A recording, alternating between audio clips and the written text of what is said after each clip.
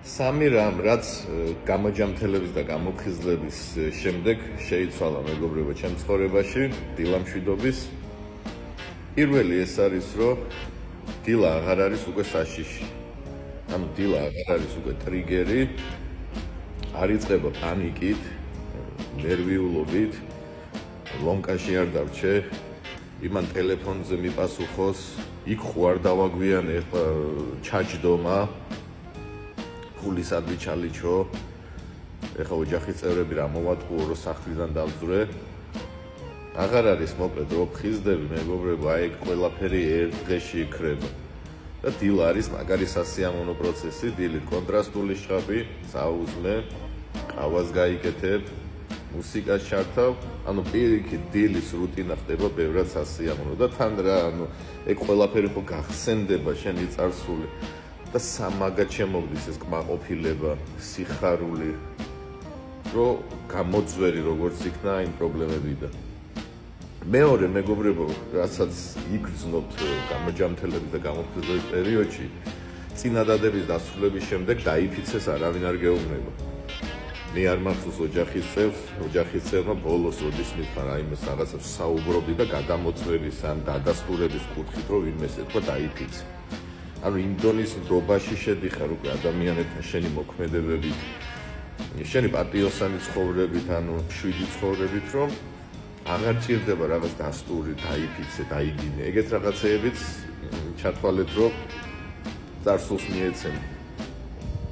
ჯერ ამხელა ის არის ხო მეგობრებო, ანუ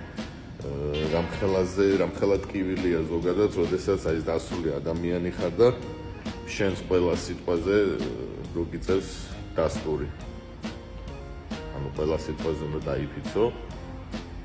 თორე ისე შენ სიტყვას რაღაც ძალა არ აქვს და ფასი არ აქვს.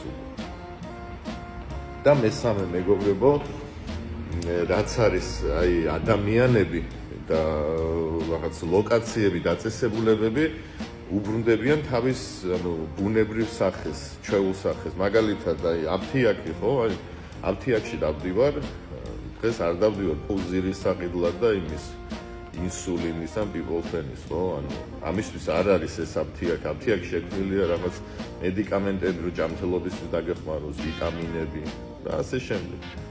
ბანკში არ მივდივარ ამ ფეის აპარატთან, იმიტომ რომ ვიღაცას ბარიგას ფული უნდა ჩაურიოს. საკუთარ რაღაც საჭიროებების ამებ ვიყენებ.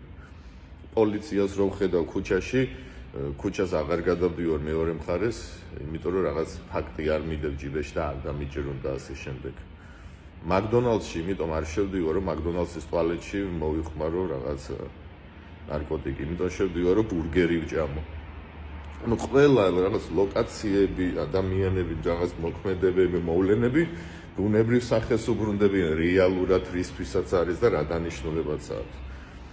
ძალიან ბევრი ბონუსი აქვს, მოკლედ მეგობრებო, ეგ სამი რაღაც არის დღეს რაც გამახსენდა.